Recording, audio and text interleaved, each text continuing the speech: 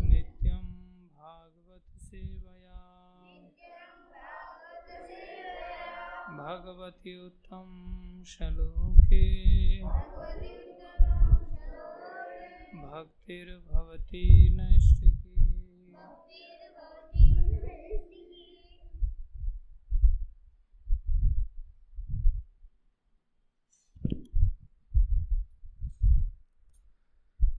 श्रीमद् भगवद गीता यथारूप श्लोक संख्या कौन सा है?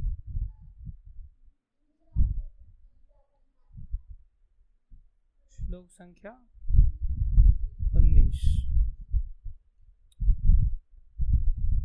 ये एनं वेत्ति हन्तारम्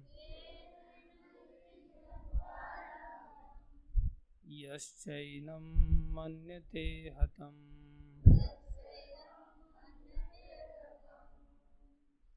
उभौ तौ न विजानीतो नायं हन्ति न हन्यते।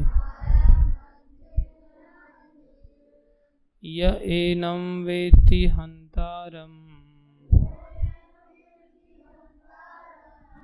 यश्चैनं मन्यते हतम्।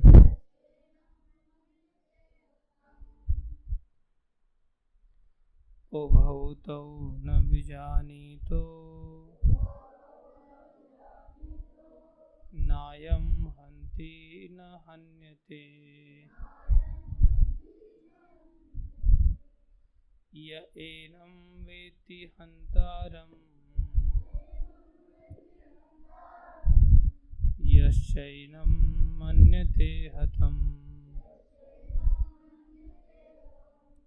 उभौ तौ न विजानीतो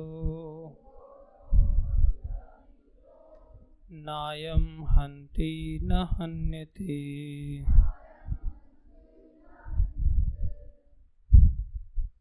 कोई पढ़ेगा?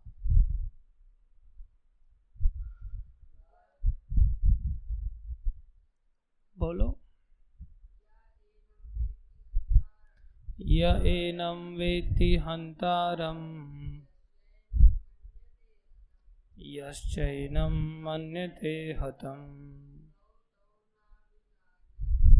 उभौ तौ न विजानीतो नायं हन्ति न हन्यते। और कोई? य एनं वेत्ति हन्तारम् यश्चैनं मन्यते हतम्। उभौ तौ न विजानीतो नायं हन्ति न हन्यते।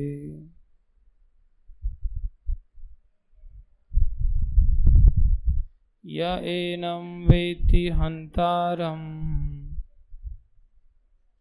यश्चैनं मन्यते हतम्। उभौ तौ न विजानीतो नायं हन्ति न हन्यते। य एनं वेत्ति हन्तारम् मन्यते हतम्। उभौ तौ न विजानीतो नायं हन्ति न हन्यते। य एनं वेत्ति हन्तारम् यश्चैनं मन्यते हतम्। उभौ तौ न विजानीतो नायं हन्ति न हन्यते। भार्गव पढ़ो, पढ़ो गीता से श्लोक बोलो। अरे स्कूल तो जाता है ना तू? तो पढ़ाना नहीं सिखाया अभी तक उन लोगों ने, तो सिखाए तो फिर पढ़ो। अरे श्लोक पढ़ो भाई, पहले तू पढ़ेगा फिर राघव पढ़ेगा। राघव पढ़ो जरा श्लोक। राघव पढ़, तू भी पढ़ ले थोड़ा, कल पढ़ना ठीक है, कल तक तैयारी करके आ जाना सीख करके, ठीक है। मम्मी से सीखेगा पापा से सीखेगा? मम्मी से सीख, ठीक है। राघव तुम भी कल पढ़ना, ठीक है। किससे सीख के आएगा तुम? राघव नहीं, मेरे को पानी का बोतल भर के ला के देता है वो कभी कभी, अभी काफ़ी हमारी साठगांठ होने लग गई है उसके साथ। अच्छा बच्चा है राघव। शब्दार्थ यह जो एनम इसको वेति जानता है, हंतारम मारने वाला, यह जो च भी एनम इसे मन्यते मानता है, हतम मरा हुआ, उभौ दोनों, तौ वे न कभी नहीं, विजानीतः जानते हैं, न कभी नहीं, अयम यह हंति मारता है, न नहीं हन्यते मारा जाता है। सब ध्यान से सुनेंगे, थोड़ा दिमाग पे जोर डालेंगे, ठीक है। खेलना बंद कर दो अभी। जो इस जीवात्मा को मारने वाला समझता है तथा जो इसे मरा हुआ समझता है, वे दोनों ही अज्ञानी हैं, क्योंकि आत्मा न तो मारता है और न मारा जाता है। तात्पर्य अर्चनीय वंदनीय प्रातः स्मरणीय जगतगुरु श्रील प्रभुपाद जी द्वारा श्रील प्रभुपाद की जय। जब देहधारी जीव को किसी घातक हथियार से आघात पहुंचाया जाता है तो यह समझ लेना चाहिए कि शरीर के भीतर का जीवात्मा मरा नहीं। आत्मा इतना सूक्ष्म है कि इसे किसी तरह के भौतिक हथियार से मार पाना असंभव है, जैसा कि अगले श्लोकों से स्पष्ट हो जाएगा। ना ही जीवात्मा अपने आध्यात्मिक स्वरूप के कारण बद्ध है, जिसे मारा जाता है या जिसे मरा हुआ समझा जाता है वह केवल शरीर होता है। किंतु इसका तात्पर्य शरीर के वध को प्रोत्साहित करना नहीं है।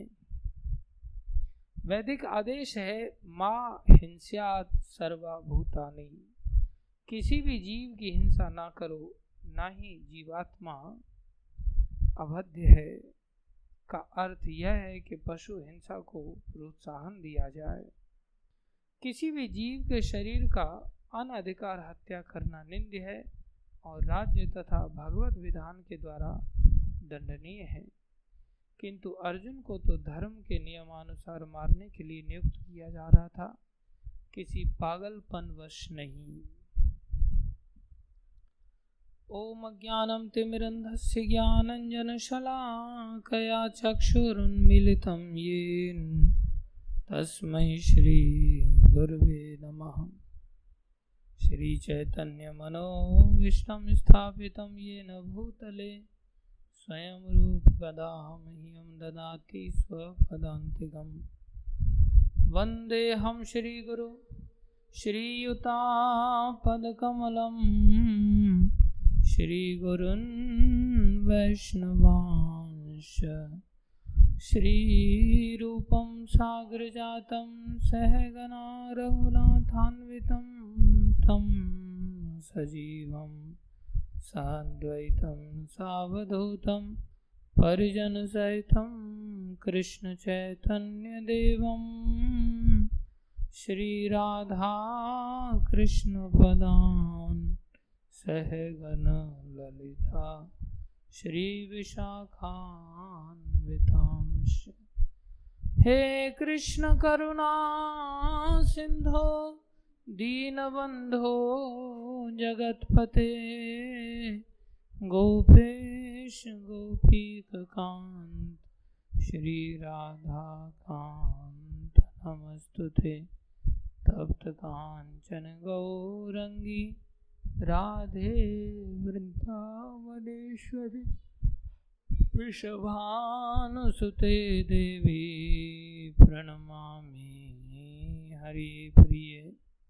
वाञ्छाकल्पतरुभ्यश्च कृपा सिन्धुभ्यैव च पतितानां पावनेभ्यो वैष्णवेभ्यो नमो नमः।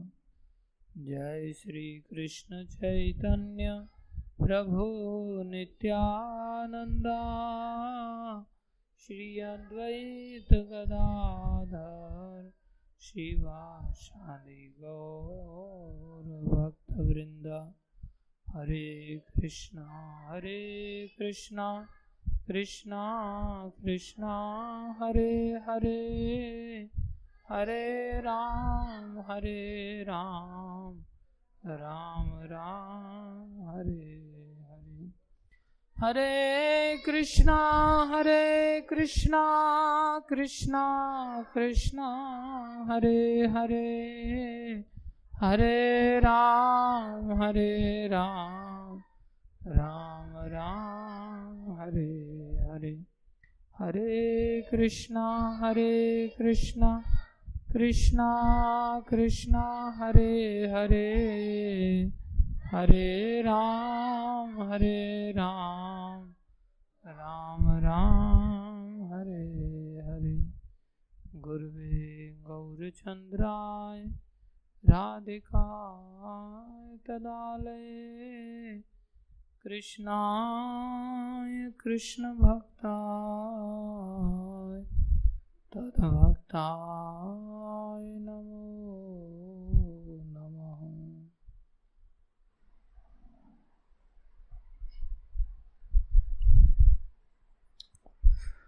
हरे कृष्णा। सारे जोर से बोल हरे कृष्णा हरे कृष्णा कृष्णा कृष्णा हरे हरे हरे राम राम राम हरे हरे।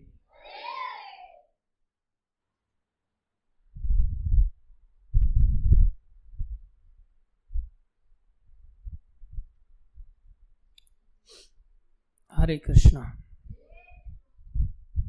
कोई कुछ बताएगा क्या समझ में आया? हाथ खड़ा करके। यस।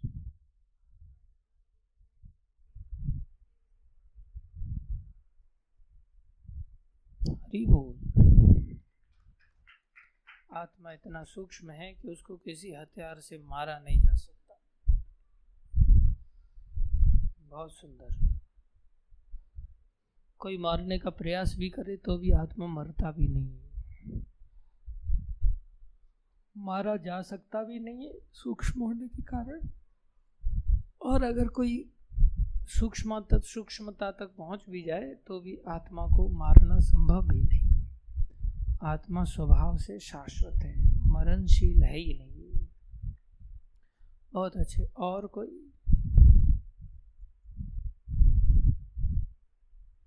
और कोई हाथ खड़ा करके कोई बताएगा कुछ? यस।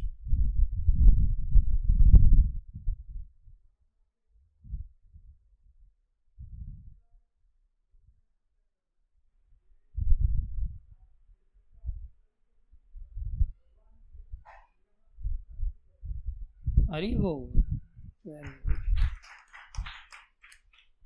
कोई कहे भगवान ने गीता में यहाँ कहा है कि कोई अगर ऐसा सोचता है कि मैं इसको मार डालूंगा, या कोई ये सोचे कि मैं मर जाऊंगा, ये दोनों ही अज्ञानी हैं।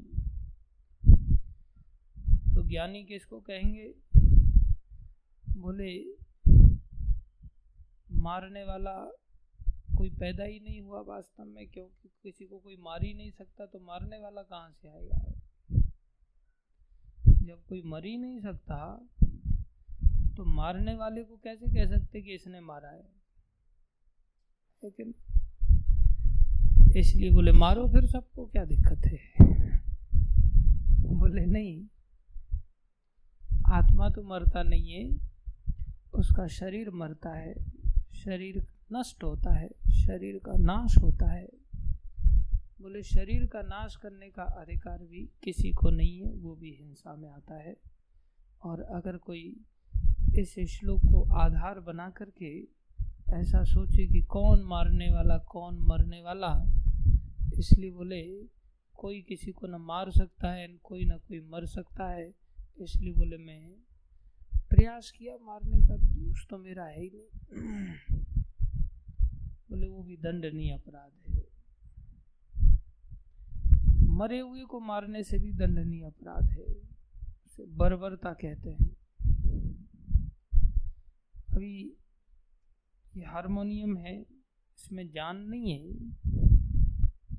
निर्जीव है, लेकिन कोई इसको नष्ट कर दे तो बोले मैंने क्या किया, मरे हुए को तो मारा है, नष्ट भ्रष्ट कर दिया, तो भी उसको दंड मिलेगा ना। तो वो जिस पर्पस के लिए बनाया है, जिस रीति से, उसका वो पर्पस फुलफिल करने देना चाहिए। इसलिए शरीर जो पहले से ही मरा हुआ है उसको भी नष्ट भ्रष्ट करने का अधिकार किसी के पास नहीं। अगर कोई करता है तो सरकार की ओर से भी दंडनीय है, और कोई सोचे सरकार तो अपनी खुद की है इसलिए चिंता नहीं, तो बोले भगवान के यहाँ भी दंडनीय है, भगवान उसको दंडित करेंगे। बहुत अच्छे। और कोई? यस।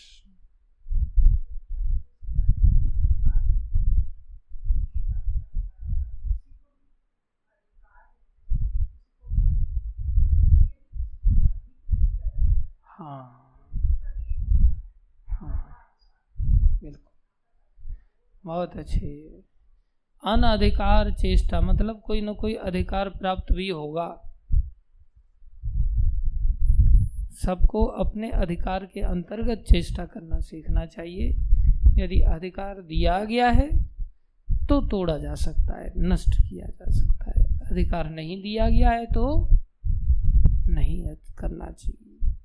पहले राजा लोग शिकार खेलने के लिए कई जीवों की जंगल में हत्या करते थे, तो इसका मतलब ये नहीं कि हम भी हत्या कर रहे हैं। उनके पास हत्या करने के लिए प्रैक्टिस करना आवश्यक होता था, जिससे वो धर्म युद्ध लड़ सकें। तो उनके द्वारा मारे जाने पर उस पशु की अच्छी गति होती थी, उत्तम गति होती है, शास्त्र का ऐसा नियम है। इसलिए उनके पास अधिकार है, हमारे पास अधिकार नहीं। अधिकार वाले व्यक्ति को चेष्टा करने का अधिकार होता है। और कुछ? और कोई बता सकता है? यस।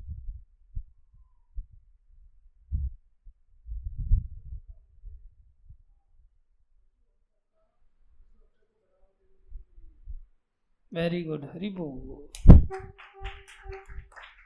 इसका उद्देश्य पशु हत्या, जैसे लोग बलि चढ़ाते हैं और इस श्लोक को ले जाके सामने कर दें, हमने थोड़ी मारा है। बोले तुम नहीं मारा, बोले गीता कहती है कोई किसी को नहीं मार सकता। और तुमको क्या लग रहा है ये मर गया? बोले नहीं, ये मरा भी नहीं। तो क्या जिंदा है? बोले नहीं, गीता कहती है कोई नहीं मरता। ये श्लोक आधार बना करके कोई ऐसा बढ़ावा नहीं ले सकता कि हत्या किया जाए। बढ़ावा देने के लिए नहीं, प्रभुपाद जी स्पष्ट कर दे रहे हैं। और कुछ?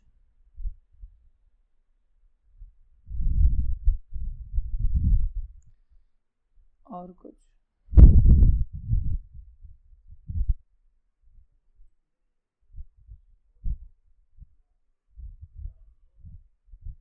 हाँ, क्या अभिप्राय क्या है? उभौ तौ न विजानीतो। हाँ, वो दोनों हैं, एक मरने वाला एक मारने वाला। कोई सोचता है अरे मर गया मर गया मर गया, मैं हम तो बात बात पे मर जाते कई बार। तो कोई अगर ऐसा सोच के जीवन जीता है कि किसी ने कुछ भी उसके साथ हो गया, अरे मर गए मर गए मर गए, वो हर कदम पे मरते बहुत सारे लोग। तो जो ऐसा सोचता मर जाएंगे हम, वो भी बुद्धू।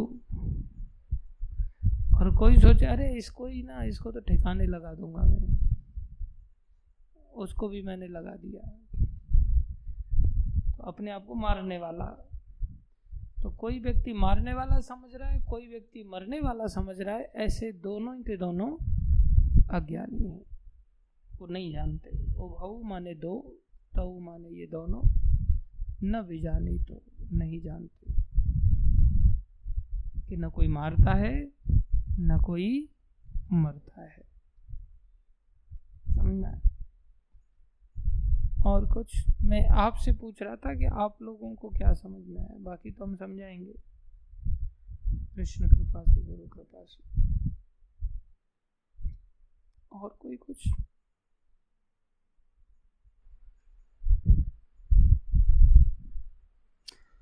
पशु हत्या, किसी प्रकार की जीव हत्या को बढ़ावा नहीं देता, तो फिर ये श्लोक बोला ही क्यों गया है? फिर ये श्लोक बोला ही क्यों गया है? जब ऐसा संदेह इसमें निकल करके आ रहा है कि इससे किसी जीव की हत्या को बढ़ावा दिया जा सकता है, जिसके चलते प्रभुपाद जी को क्लैरिफाई करना पड़ा, तो फिर ये श्लोक बोला किस लिए गया है?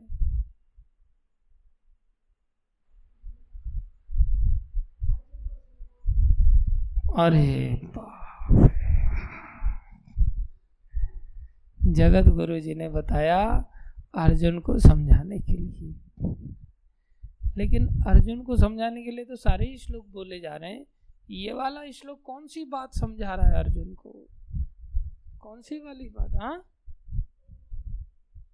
कोई मर नहीं सकता है, इसका मतलब क्या समझाना चाह रहे हैं भगवान अर्जुन को? हाँ, सूक्ष्म रूप में नहीं मार सकते। तो समझा क्या रहे हैं भगवान अर्जुन को, क्या कहना चाह रहे हैं ये श्लोक बोल करके? कोई मर नहीं सकता, मार नहीं सकते, तो अर्जुन को क्यों समझा रहे हैं ये बात? अर्जुन को क्या कहना चाह रहे हैं भगवान? हाँ, तो उसमें क्या कहना चाह रहे हैं भगवान? मोहित हो गए थे अर्जुन, ठीक है, तो मोहित होने के कारण क्या क्या उनको दिक्कत हो रही थी? हाँ, तो फिर उनको दिक्कत क्या हो रही थी मोहित होने के कारण? हाँ,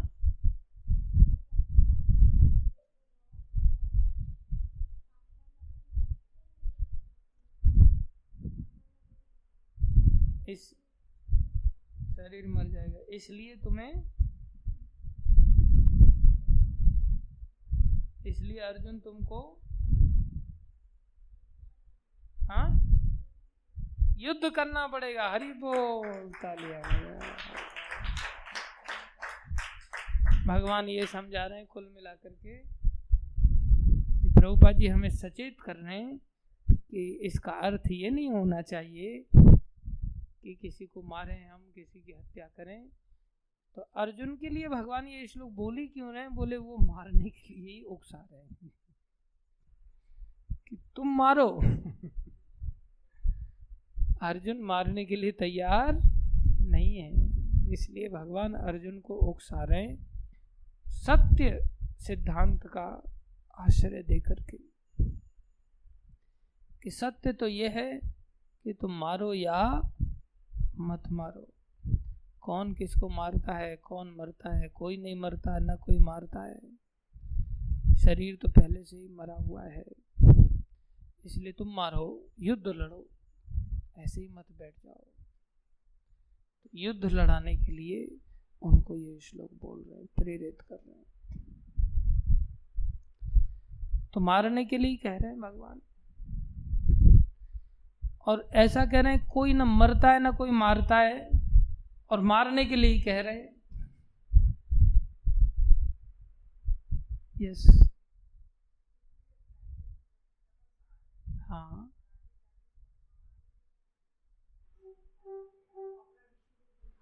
हाँ, हाँ,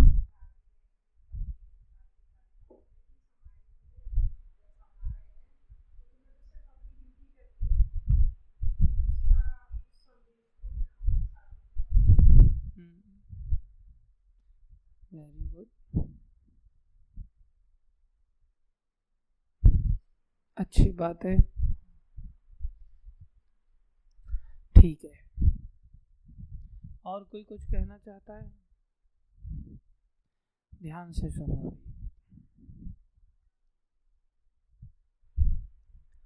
देखो, विशेष रूप से दो विपरीत बातें सूचित करती हैं यहाँ। एक तो भगवान ऐसा कह रहे हैं कि कोई मारने वाला नहीं है। कोई मारने वाला है और ऐसा सोचता है मैं मार रहा हूं, तो वो कौन है? अज्ञानी है, जानता नहीं। अर्जुन को भगवान इस प्रकार से कहना चाह रहे हैं कि तुम युद्ध इसलिए नहीं लड़ रहे हो कि तुमको ऐसा लग रहा है मैं मारने वाला हूं। तुम इसलिए हाथ खड़े कर रहे हो कि तुमको ऐसा लग रहा है कि मैं मारने वाला हूं। तुम अज्ञानी हो, इसलिए तुम मारने वाले नहीं हो, ऐसा मत सोचो। अब जब ऐसा सोच रहे हैं, उसके चलते दोष अपने ऊपर आएगा। मारने का दोष आदमी अपने ऊपर आएगा ना, तो दोष आएगा तो दोष से बचना चाह रहे हैं, इसलिए वो क्या चाह रहे हैं? मैं मारूंगा ही नहीं। तो भगवान क्या कह रहे हैं यहां से कि तुम ऐसा मत सोचो कि तुम मारने वाले हो, इसलिए क्या करो? इसलिए मारो। ऐसी विचित्र बात है ना। तुम इस दोष को अपने सर पे मत लो। वास्तव में तुम अज्ञानियों जैसी बात कर रहे हो कि तुम मारने वाले हो। कोई अगर ऐसा सोचता है कि मैं मारने वाला हूं, तो बोले वो गलत है। ठीक है, वो गलत है, तो फिर उसको बोल क्यों रहे हो तुम मारो?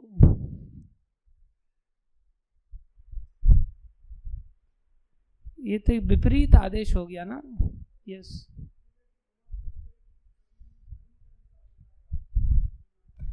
आगे तो बहुत कुछ बोलते हैं, सब चीजें क्लियर होती हैं। यहाँ पर जो भगवान बता रहे हैं ये कैसी विचित्र बात है, हम उसको कैसे समझें? एक और भगवान कह रहे हैं कोई मारने वाला नहीं है। अगर कोई ऐसा सोचता है मैं मारने वाला हूं, वो मूर्ख है। तो उसको तो मारने से एक प्रकार से मना किया गया ना।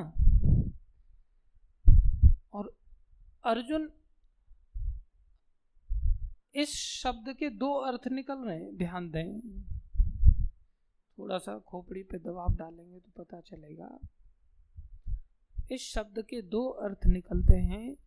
कोई अगर ऐसा सोचता है मैं मारने वाला हूं, और वो बेवकूफ है, ऐसा भगवान ने सिद्ध किया, तो इसको लेकर के दो प्रोबेबिलिटीज होंगी। एक तो वो सोचेगा कि मुझे युद्ध नहीं लड़ना चाहिए, एक तो वो सोचेगा मुझे किसी को मारना नहीं चाहिए, क्योंकि ऐसा सोचना कि मैं मारने वाला हूं, अगर ये मूर्खता है, अगर ये अज्ञानता है, तो मैं अज्ञानियों जैसा काम क्यों करूंगा? मैं अज्ञानियों जैसा काम क्यों करूंगा? इसलिए इस बात को सुनने के बाद व्यक्ति क्या करेगा? मैं किसी को नहीं मारूंगा। हर व्यक्ति अपने आप को ज्ञानी सिद्ध करना चाहता है ना। अज्ञानी व्यक्ति को भी थोड़ा छेड़ा जाए और उसको, अबे गधे, और कुछ कर रहा हो, वो कुछ भी कर रहा हो और उसको बोल दिया जाए गधा, तो समझ जाएगा मेरे इस काम के चलते गधा बोला गया है, मुझे ये नहीं करना चाहिए, और उस काम को तुरंत बंद कर देगा वो, है कि नहीं? तो किसी को बोला जाए कि तुम ऐसा सोच रहे हो कि मैं मारने वाला हूं, ये तो अज्ञानी का काम है, तुम गधा हो, इतना सुनते ही वो व्यक्ति क्या करेगा? मारना बंद कर देगा। मैं नहीं मारूंगा, यही करेगा ना। एक तो ये अर्थ निकलता है। अब ये अर्थ क्यों स्वीकार नहीं किया जा सकता? क्योंकि अर्जुन पहले से ही बैठे हुए मेरे को नहीं मारना। अर्जुन तो पहले से ही हथियार डाल करके बैठे हुए हैं ना कि मुझे नहीं मारना। इसलिए इस शब्दावली का ये अर्थ नहीं लिया जाएगा यहाँ। अर्थ तो ये निकलता है सीधा सीधा। अब आपको कितना समझ में आ रहा है ये मैं नहीं जानता।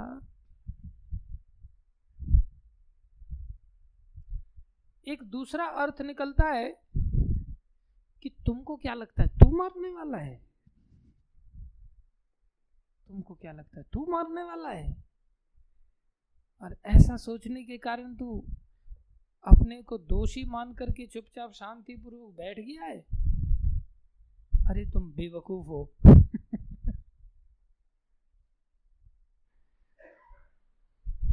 अर्थात तुम अपने आप को अहंकारी मान करके, कर्ता मान करके बैठ गए हो और सोच रहे हो कि तुम मारने वाले हो। तुम्हारा नहीं मारना बेवकूफी है। इसलिए तुम क्या करो? युद्ध लड़ो। क्या करो? युद्ध लड़ो। ये वाला अर्थ लिया जाएगा यहां से।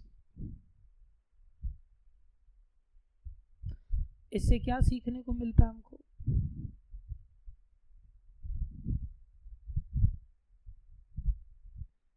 इससे क्या सीखने को मिलता है? पहला अर्थ क्या निकाला था?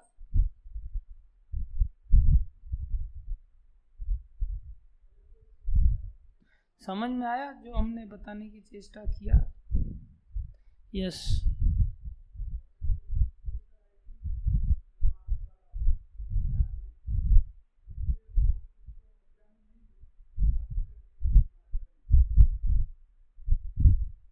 Very good.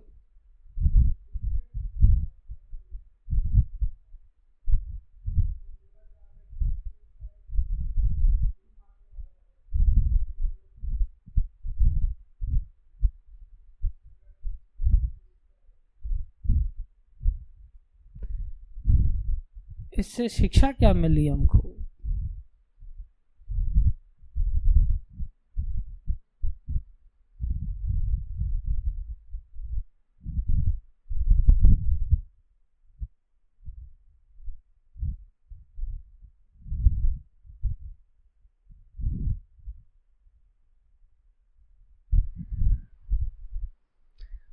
कोई नहीं निकाल पा रहा है। यस। हाँ हाँ, अपना ही अर्थ बताइए।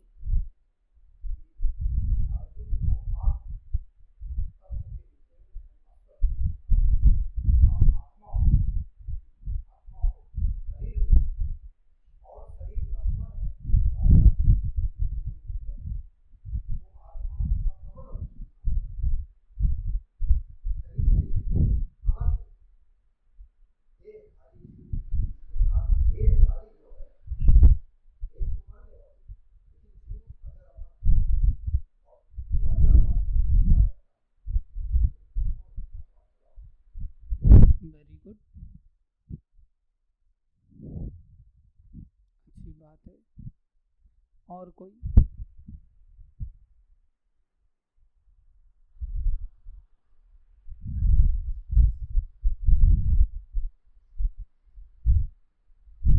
आत्म तत्व का ज्ञान दे रहे हैं भगवान। और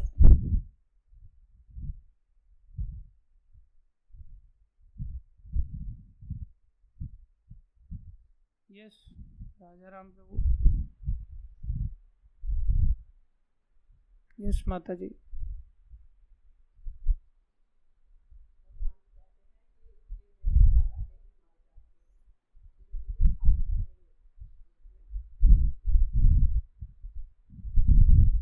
ऐसा तो इस श्लोक में नहीं बताया भगवान ने, आगे चल करके बताएंगे। इस श्लोक से ये शाब्दार्थिक अर्थ के रूप में हमें क्या शिक्षा प्राप्त होती है? ये श्लोक भगवान युद्ध लड़ने के लिए उकसा भी रहे, और इसका विपरीत अर्थ कोई व्यक्ति ना ले ले, उसके लिए प्रभुपाद जी हमें सचेत भी कर रहे हैं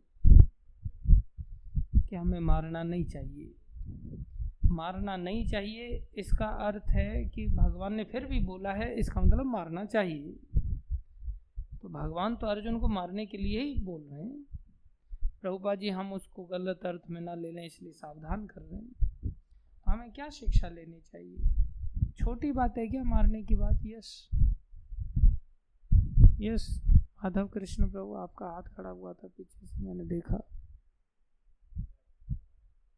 नहीं खड़ा किया था? बोलिए।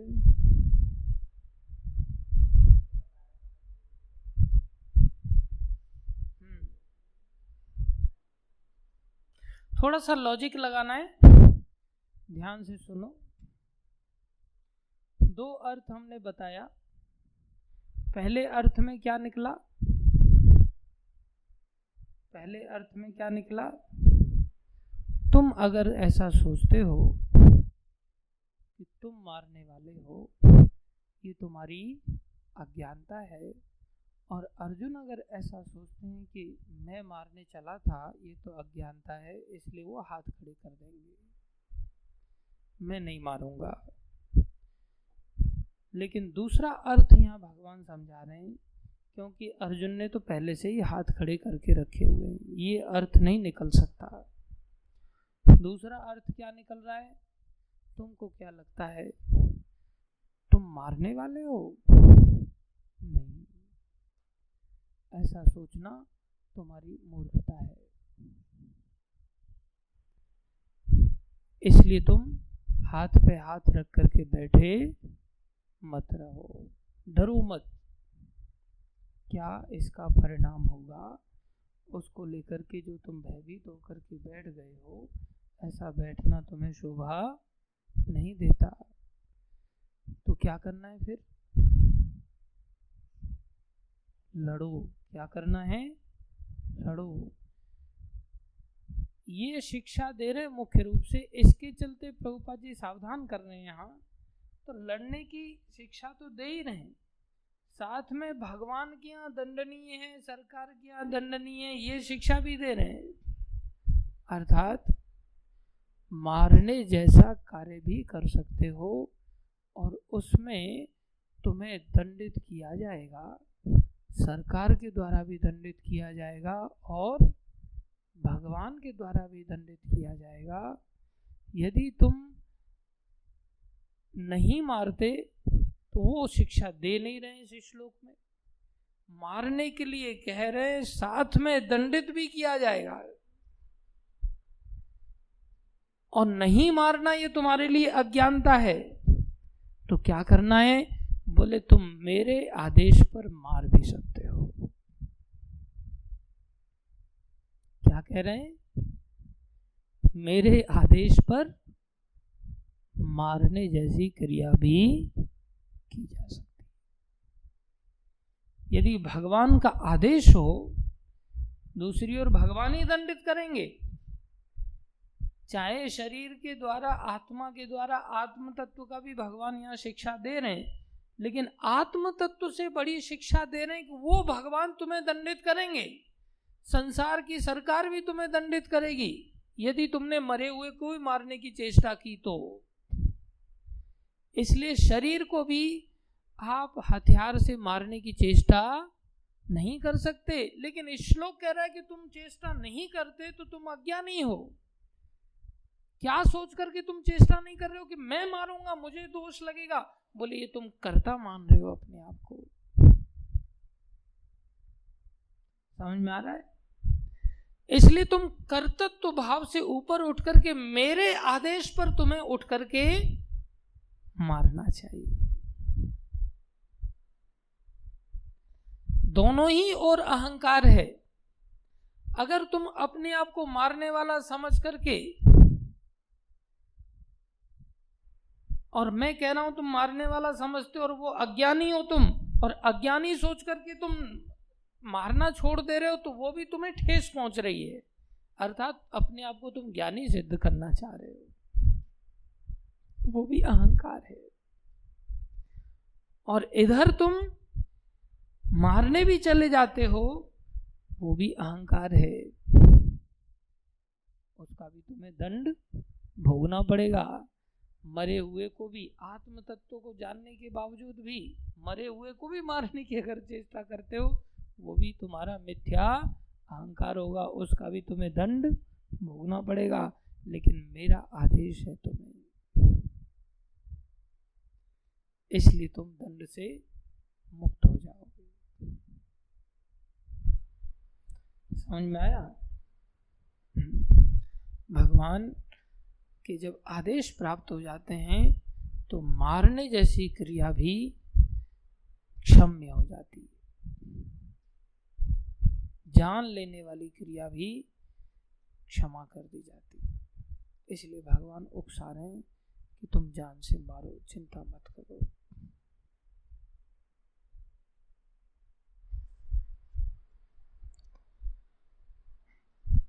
इसमें बहुत सारी शिक्षाएं हैं। आत्म तत्व की भी शिक्षा है। हम सभी संसार में जो जीवन जीते हैं, हमारे जीवन का केंद्र क्या होता है? हमारे जीवन का केंद्र होता है, जो भी हम जीवन जी रहे, मरना और मारना। जीवन का क्या केंद्र है हमारा? मरना और मारना। हम अपने जीवन में देखें तो हमारा हर प्रयास किससे बचने को लेकर के है? मरने से बचने को लेकर के। हर प्रयास हम, अरे ऐसा नहीं करेंगे तो मर जाएंगे, ऐसा नहीं करेंगे तो मर जाएंगे, ऐसा कर देंगे तो मर जाएंगे। कैसे मर जाएंगे? भूखों मर जाएंगे। सोचते हैं ना? हम आत्म तत्व पर कहाँ आरूढ़ हो पाए? जो प्राइमरी शिक्षा है कि हम ये शरीर नहीं। बहुत सारी चीजें ऐसी हैं जिनको लेकर के हम सोचते हैं ऐसा नहीं करेंगे भाई, ऐसा नहीं करेंगे, नहीं तो मर जाएंगे। जंगल में बिना टॉर्च के नहीं जाएंगे, नहीं तो सांप काट लेगा, मर जाएंगे। ऊपर से हम छत से नहीं कूदेंगे, नहीं तो मर जाएंगे। हम अधिक आहार नहीं करेंगे, नहीं तो मर जाएंगे। हम धूप में खड़े होकर के मेहनत नहीं करेंगे, नहीं तो मर जाएंगे, काले हो जाएंगे। हम बासी चीजें या गंदा संदा बाहर का उल्टा सीधा नहीं खाएंगे, नहीं तो मर जाएंगे। पेट खराब हो जाएगा, फिर मर जाएंगे। और हम अगर मंदिर में समर्पण कर देंगे तो मर जाएंगे, ऐसा भी सोचते लोग। जीवन समर्पित कर दिया तो पढ़ाई लिखाई नहीं कर पाएंगे, और पढ़ेंगे लिखेंगे नहीं तो खाने के लिए कहाँ से आएगा कल? फिर हम भूखे रह जाएंगे, फिर भूखों मर जाएंगे। बहुत सारे लोग प्रश्न करते हैं कि बच्चे लोग किसी स्कूल में जाते हैं कि नहीं जाते? मतलब नहीं, यहीं पढ़ते हैं। यहीं पढ़ते हैं तो क्या पढ़ाई पढ़ते हैं? आध्यात्मिक पढ़ाई पढ़ते हैं, बाकी थोड़ा बहुत भौतिक। अरे कल नौकरी नहीं लगी तो ये तो भूखे मरेंगे। इसलिए पढ़ाई लिखाई तो बहुत जरूरी है, आप खिलवाड़ कर रहे हैं इनके साथ। इसलिए बहुत सारे ऐसे कार्य हैं जिनको नहीं करने को लेकर के हमको ऐसा लगता है कि मर जाएंगे, और कुछ ऐसे कार्य हैं जिनको करने को लेकर के ऐसा लगता है कि हम मर जाएंगे। बोले सुबह मंगल आरती उठ जाएंगे तो सर्दी में मर जाएंगे। भगवान के प्रति जीवन समर्पित कर दिया तो मर जाएंगे। गुरु जी की आज्ञा का पालन करेंगे तो मर जाएंगे। मंदिर में कुछ सेवाएं कर दी तो मर जाएंगे। 2-4 माला घुमा लिया तो मर जाएंगे। 2-4 पेज पढ़ लिए शास्त्रों के तो मर जाएंगे। इसलिए पढ़ना नहीं। हम लोग संसार में कितनी कुंडी अटका के रहते हैं। संसार में मरने वाला भी होगा ना, उसको भी बोल दिया ना मंदिर में, अरे वहां मर गए तो, जैसे संसार में तो मरने वाला है ही नहीं। तो प्रायः हम सभी जो कार्य करते हैं ये मृत्यु से भयभीत होकर के करते हैं। और दूसरे लोगों को लेकर के भी हम क्या सोचते हैं, इसको मैंने मार दिया, अब इतने से बचे, बस इनको भी मैं मार डालूंगा। तो मरने वाला समझते हैं और मारने वाला समझते हैं। इसके पीछे क्या कारण है? इसके पीछे राग और द्वेष कारण है। क्या कारण है? राग और द्वेष। राग क्या है? राग क्या है?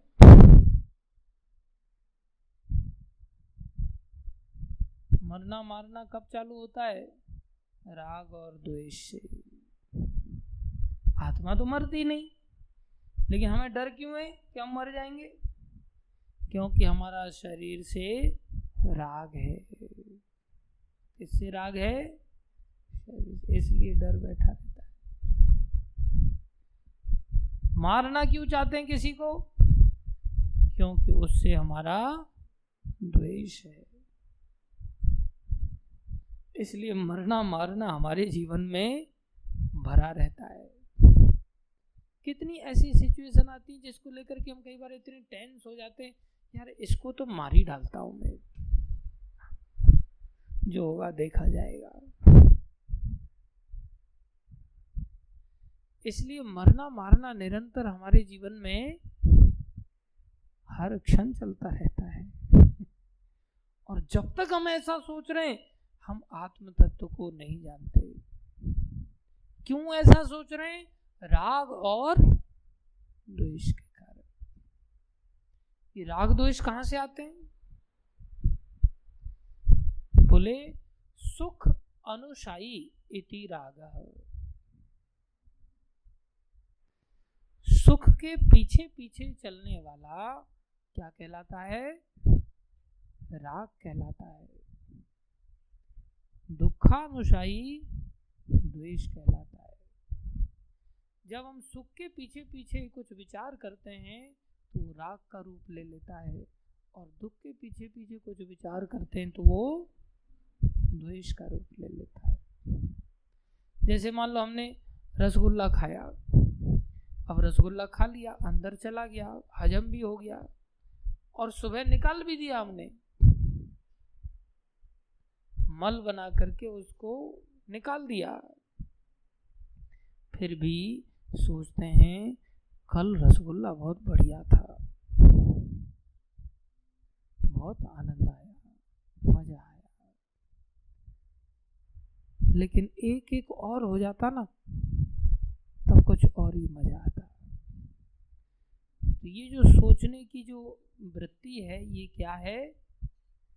रसगुल्ले के पीछे जो हमें सुख मिला, उस सुख के बारे में जो हम सोच रहे हैं, ये क्या है? राग को पैदा करता है। इसको पैदा करता है, राग को पैदा करता है।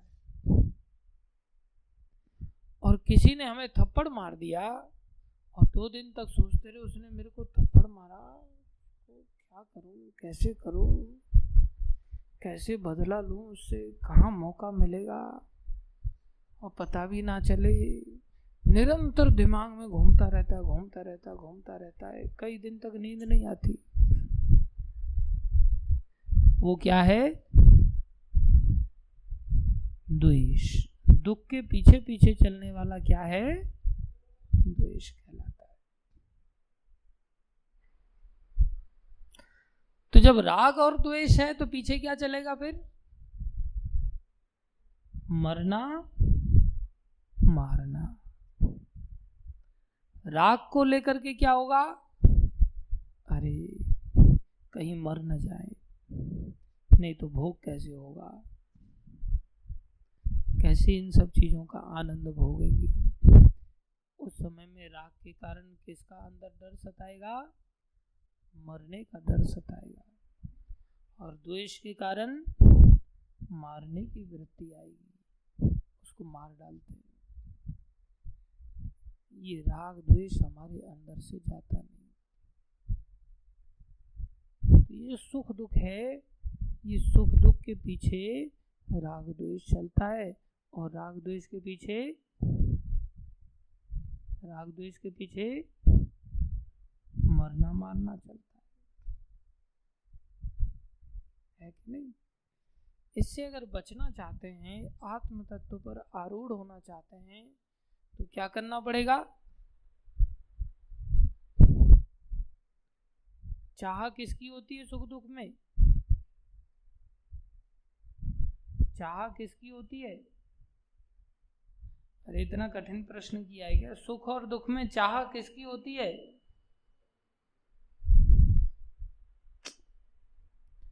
अरे हम लोग क्या चाहते हैं? सुख चाहते हैं। सुख चाहते हैं और दुख को नहीं चाहते।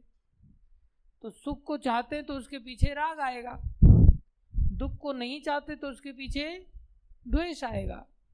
राग के पीछे मरना आएगा और द्वेष के पीछे मारना आएगा।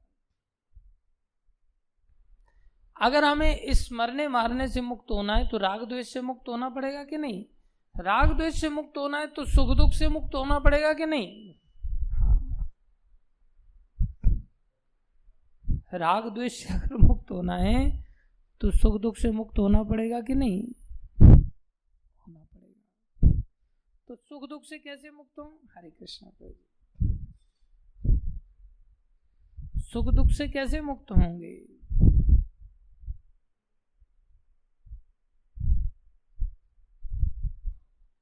कैसे मुक्त होंगे?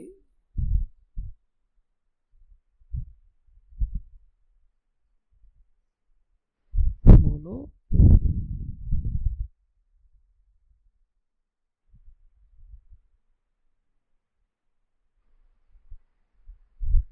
सुख दुख से कैसे मुक्त होंगे? हाँ, उदासीन होकर के। Very good. आसीन मतलब बैठना, उत माने ऊपर, उसको कहते उदासीन, ऊपर बैठ जाना। सुख और दुख से ऊपर उठ जाना, उसको क्या कहेंगे? उदासीन या सम अवस्था। या सम अवस्था। न दुख हमें प्रभावित कर रहा है, ना सुख हमें प्रभावित कर रहा है। उस स्थिति में हम सुख दुख से बच जाएंगे कि नहीं? और जब सुख दुख से बच जाएंगे तो उस स्थिति में हम राग द्वेष से बच जाएंगे कि नहीं? और जब राग द्वेष से बच जाएंगे तो राग वाली चीजों के लिए मरेंगे क्या फिर? जैसे बोलते हैं रसगुल्ला देखते ही मर मिटता है, एकदम से मरने लगता है एकदम। नोट देखते ही आदमी मरने लगता है एकदम। स्त्री देखते ही मरने लगता है। अन्य चीजें भोगों की देखते ही मरने लगता है। और जब द्वेष जो चीजों से घृणा है उसको एकदम मारना चाहता है। तो मरना मारना ये कब मुक्त होगा? कब मुक्त होगा? जब राग द्वेष से मुक्त हो जाएगा। राग द्वेष से कब मुक्त होगा? जब सुख दुख से मुक्त होगा। क्योंकि राग क्या है? सुखा अनुशायी इति रागः और दुखा अनुशायी इति द्वेष। के पीछे पीछे गमन करने वाला राग और दुख के पीछे पीछे चलने वाला द्वेष। अब जब सुख दुख ना सताए, ना प्रभावित करे, बोले वो राग द्वेष से मुक्त है। बोले वो राग द्वेष से मुक्त है, बोले वो मरने मारने से मुक्त है। वो मरने मारने से मुक्त है, इसका मतलब वो किस पर स्थित है? आत्म स्थित है। और जब वो आत्म स्थित है तो वो क्या है? भगवान को अपना अंशी मानता है, स्वयं उनका अंश बन करके चलेगा। अर्थात आत्मा के बारे में वो जानता है कि भगवान श्री कृष्ण का अंश है, उसका जीवन भगवान के आज्ञाकारी होगा। समझ में आया? समझ में आ रहा है? और सुख दुख से मुक्त होना है तो कैसे होंगे? बोले जो भक्त होते हैं वो विपरीत सोच रखते हैं। हम जैसे सुख को चाहते हैं, भक्त किसको चाहता है? दुख को चाहता है। समान होना तो ब्रह्मभूत अवस्था है, भक्त की अवस्था कैसी है? जो उसकी चाहत विपरीत हो जाती है। वो किसको चाहता है? दुख को चाहता है और सुख को नहीं चाहते। वो क्या सोचता है? ऐसे सुख को सिल परों, ऐसे सुख को सिल परों, जो हरि को विसराय, जो हरि को विसराय, बलिहारी वा दुख की, बलिहारी वा दुख की, जो पल पल नाम रटाए, जो पल पल नाम रटाए। वो दुख की बलिहारी है जो निरंतर भगवान की शरण में ले जाता है। ये भक्त होते हैं। अब संसार की दृष्टि में तो उनको बेवकूफ कहा जाएगा। जैसे हमारे आचार्य, बहुत सारे ऐसे आचार्य हुए, बोले संसार के सारे पाप मेरे को दे दो, हे महाप्रभु, लेकिन इन सब जीवों का उद्धार कर दो। कोई ऐसा सोचता है? संसारी क्या सोचता है? सबका गाड़ी बंगला घोड़ा वगैरह सब मुझे दे दो और बाकी सबको मार के फेंक दो। ऐसा संसारी सोचता है। और भक्त क्या सोचता है? सबके दुख मुझे दे दो और सबको मुक्त कर दो। ऐसा कहने के लिए नहीं, सच में उसकी ऐसी दशा होती है। जैसे कुंती माता का वरदान सारे संसार में प्रसिद्ध हो गया। कुंती माता ने भगवान से ऐसा वरदान मांगा, पूरा जीवन बेचारे दुखी रहे। बहुत छोटी अवस्था में उनके पति चले गए, बच्चे अनाथ होकर के भी उन्होंने एक प्रकार से पालन पोषण किया। बहुत अत्याचार षड्यंत्र आदि उनके साथ हुए। और जब वो राजमाता बन गए, सारे संसार की राजमाता बन गए, तब भगवान को क्या कहते हैं? हे कृष्ण, आप हमें दुख दे दो, हम आपसे यही वरदान चाहते हैं। हम तो कहने के लिए तो मुंह से ऐसे ही बोल देते, हवा में तीर मार देते। मेरे पास 20 लाख रुपया होता ना, मैं फटाक से दान कर देता। होता तब ना, अभी है नहीं इसलिए तो फेंक रहा है। होता तो 1 रुपया भी नहीं निकालता। लेकिन राजमाता बनने के बाद कृष्ण से क्या मांग रही है? मुझे दुख दे दो, मतलब ये सब चीजें मुझे नहीं चाहिए। राजमाता का सुख होता है या दुख होता है? अगर दुखी हो रहे होते पहले से तो दुख क्यों मांगते? अब तो क्या अनुभूति कर रहे हैं? अब तो हम सारे संसार की राजमाता बन गए, हमारे सारे पुत्र सारे संसार के सम्माननीय पूजनीय बन गए, उस सुख का अनुभव कर रहे हैं। इसलिए उस सुख से वंचित करना चाहते हैं अपने आप को। कौन त्याग कर सकता है? कुछ नहीं चाहते, बोले मुझे दुख दे दो। ऐसे भक्त होते हैं। जैसे हम प्रभु जी बन जाए और फिर कोई हमें नाम लेके पुकारे और प्रभु जी ना कहे, अरे तुरे करके पुकारे, तब कैसा लगता है? एटिकेट्स नहीं है बोले इसके अंदर, वैष्णव एटिकेट्स नहीं। उस समय सारे एटिकेट हमें याद रहते हैं और हम दूसरे के साथ कैसा व्यवहार करते हैं उस समय एटिकेट्स भूल जाते हैं।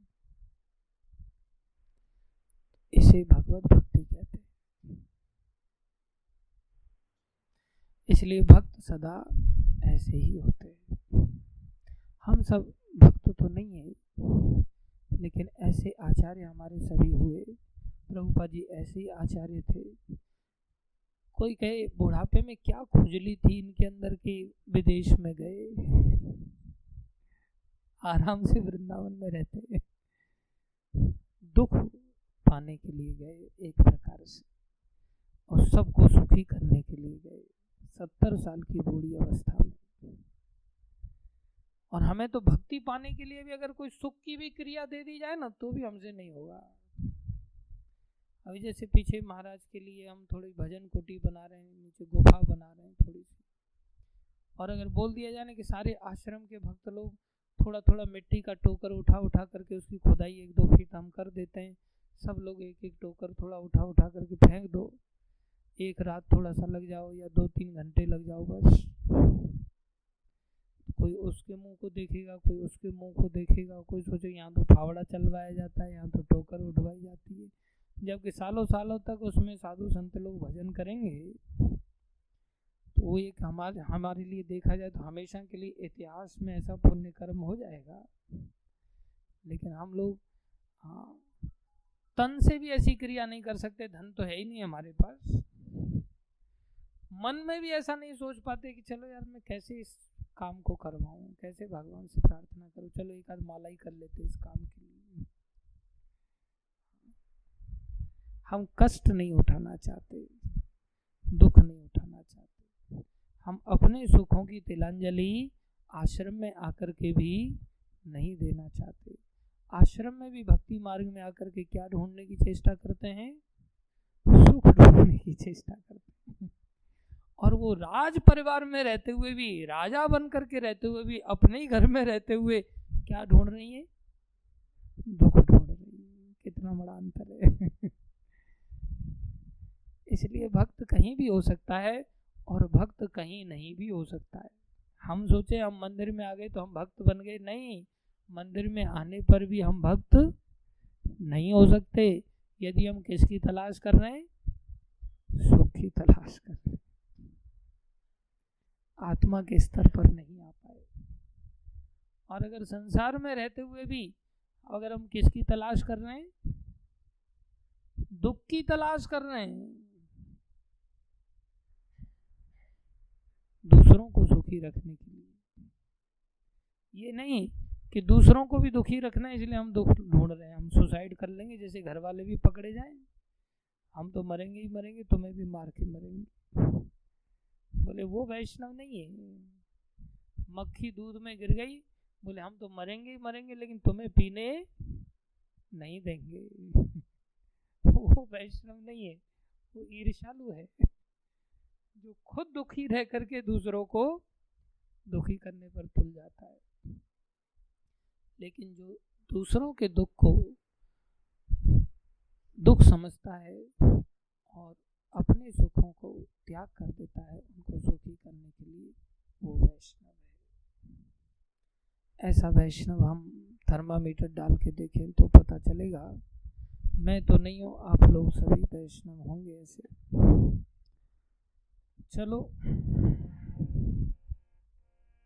नरोत्तम ठाकुर की कृपा पाते हैं।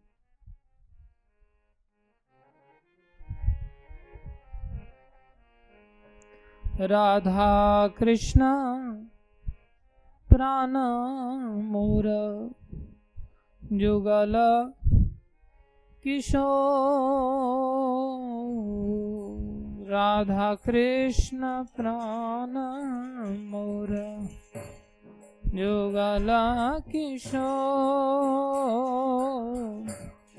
जीवने मरने गति हार नहीं मोर जीवने गति हार नहीं मोर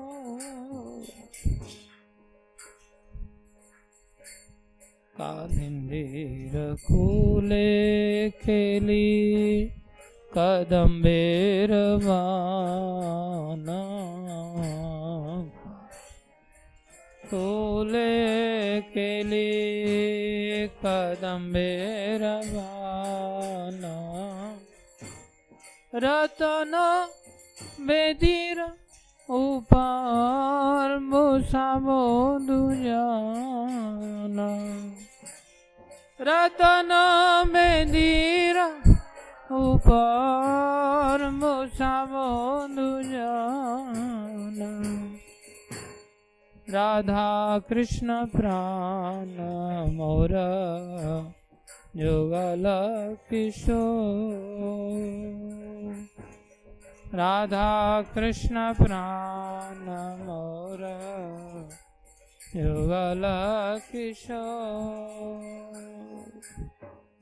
श्याम गौरी अंगे दिवो चंदनेर गंधा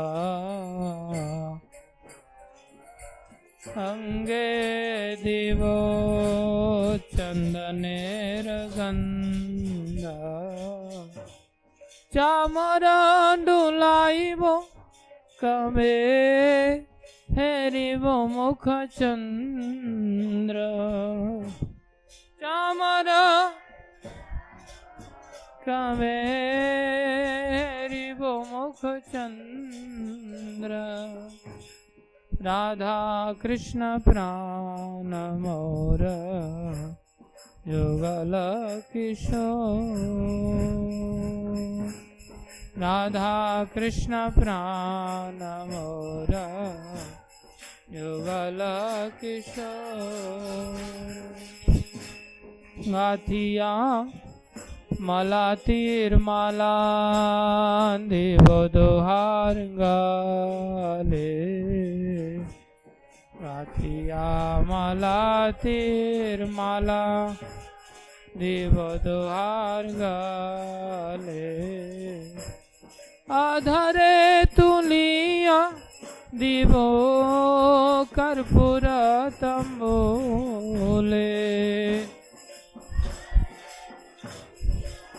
दिवो कर्पूर तंबोले राधा कृष्ण प्राण मोरा जुगल किशोर राधा कृष्ण प्राण मोरा जुगल किशोर ललिता विशाखा आदि जथ सखी वृंदा ललिता विशाखा आदि जथ सखी वृंदा आज्ञाय करीबो सेवा चरणारविंद आज्ञाय सेवा चरणारविंद राधा कृष्ण प्राण मोर जुगल किशोर राधा प्राण मोर जुगल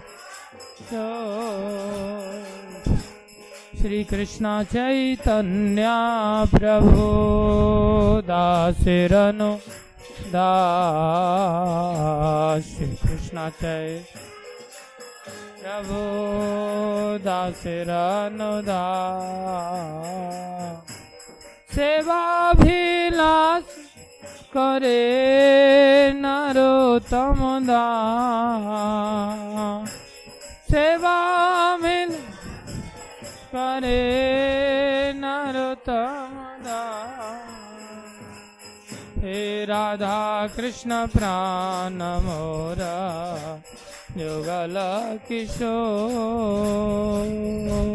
राधा कृष्ण प्राण मोरा युगल किशोर। जय राधा कृष्ण जय राधा कृष्ण जय राधा कृष्ण, जय श्री कृष्ण जय श्री कृष्ण जय श्री कृष्ण जय श्री कृष्ण, जय राधा कृष्ण जय राधा कृष्ण जय जय राधा कृष्ण, जय श्री कृष्ण जय श्री कृष्ण जय।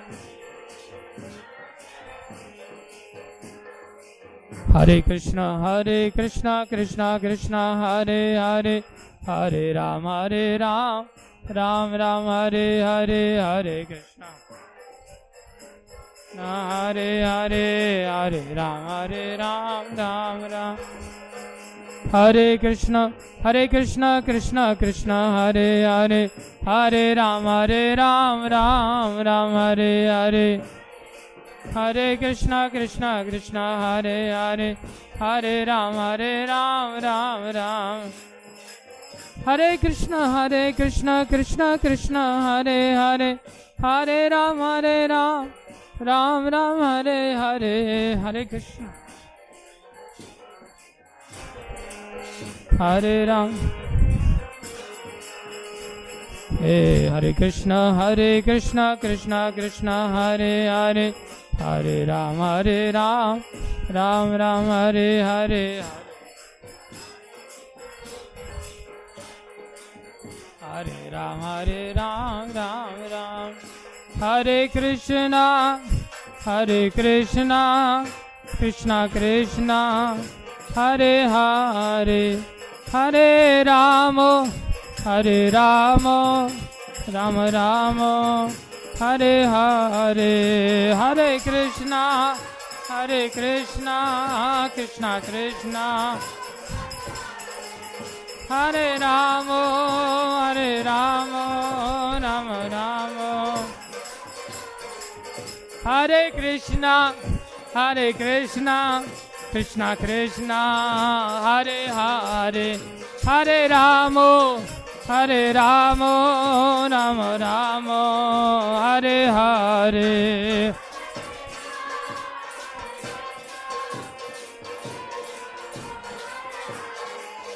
हरे राम राम राम हरे हरे। निताई गौर हरि बोल हरि बोल हरि बोल हरि बोल, निताई बोल हरि बोल। जय जय प्रभुपाद प्रभुपाद प्रभुपाद प्रभुपाद, जय जय प्रभुपाद प्रभुपाद। जय जय गुरुदेव गुरुदेव गुरुदेव गुरुदेव, जय जय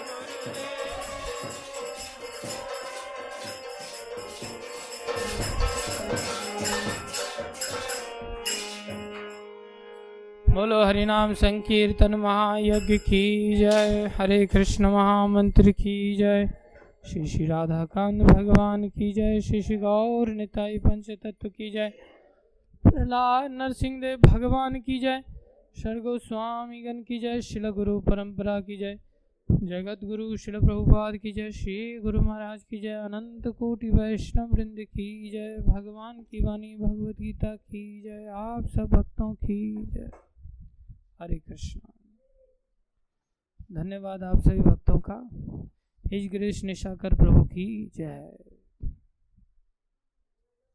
हरे कृष्णा। सच्चिनंदन महाप्रभु की जय।